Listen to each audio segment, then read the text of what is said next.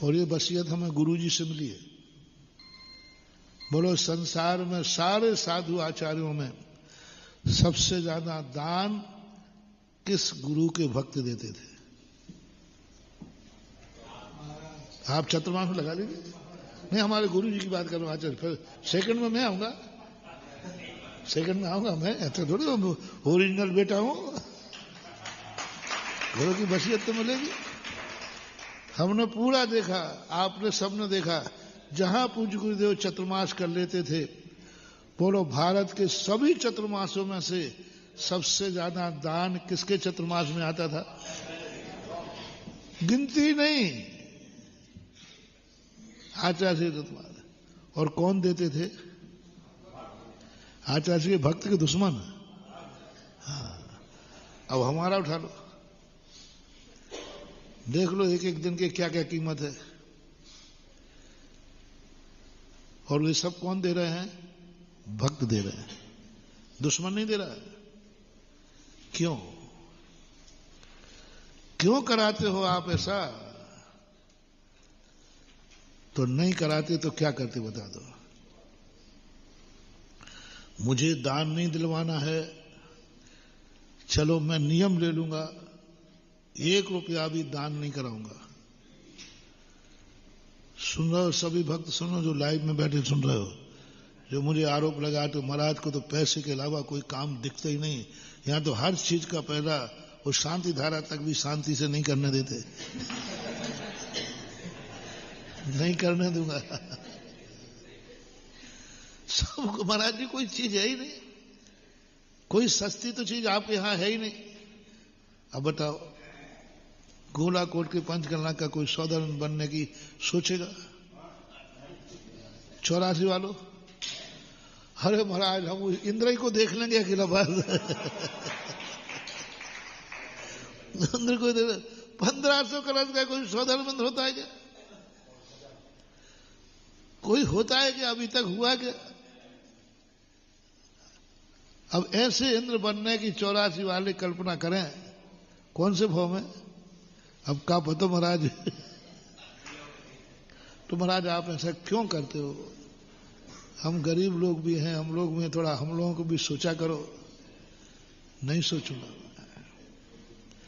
जिस दिन तुम्हारे से दुश्मनी हो जाएगी उस दिन सोचूंगा। जब तक मैं तुम्हें अपना मानता हूं, जब तक मैं तुम्हारा गुरु हूं, मैं बिल्कुल ही निर्दयी बना रहूंगा। और जितना ज्यादा खर्च होगा हम भक्तों से दान कराएंगे।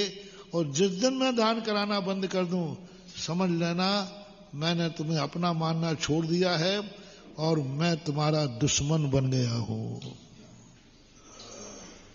मैंने अपनी पहचान बता दी। मैं तुमसे कभी दान की बात नहीं कहूं, दान नहीं कराऊं। समझ लेना महाराज के अंदर मेरे प्रति दुश्मनी का भाव आ गया है, वो मेरा विनाश करने पर उतर आए हैं। क्योंकि दान की बात कहते ही नहीं, और ये और कह दें कि नहीं करना, तो स्पष्ट समझना कि गुरुजी ने मेरा विनाश करना तय कर दिया है, तय कर दिया है। जब तक ही मैं तुम्हारा हितैषी गुरु हूं, जब तक मैं तुम्हें दान का उपदेश दे रहा हूं।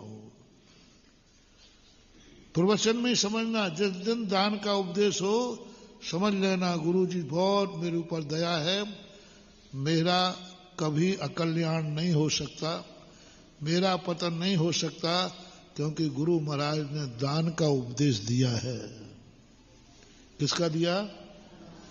अब मेरा पतन नहीं होगा, क्योंकि अभी गुरु के मन में दया है।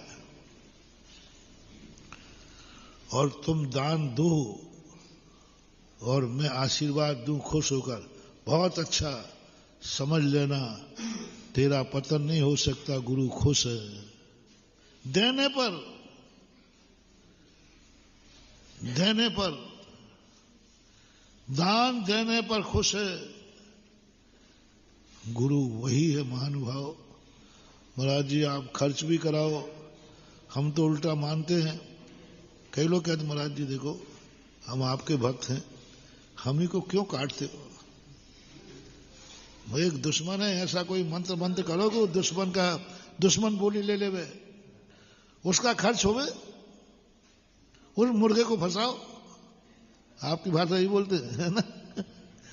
वो महाराज जी उसके पास खूब पैसा है, लेकिन वो आपका कट्टर दुश्मन है। आप उसको ऐसा कोई मंत्र कह दिए कि वो जाकर के दान देवे। नहीं महानुभाव, बहुत उल्टा। तुम्हें अच्छा लगे बुरा लगे, जब बोलियां होती है ना तो मैं माला फेरता हूं, हे भगवान ये बोली मेरे भक्त को मिल जाए, ये भक्त ले ले वे, इसकी बुद्धि हो जाए। अब बोलो मैं किसका खर्च कराने के लिए माला फेर रहा हूं? भक्त की। और कोई दुश्मन ले लेता है तो मुझे बहुत तकलीफ होती है, बहुत तकलीफ होती है, बहुत मेरे मन में क्लेश आ गया, ये दुश्मन ले गया, मार लूट लिया इसने। हमारे संसार में जब तक दान है, भगवान करे सारे दुनिया में जितने दान हो वे सब मेरे भक्त के हाथों से हों।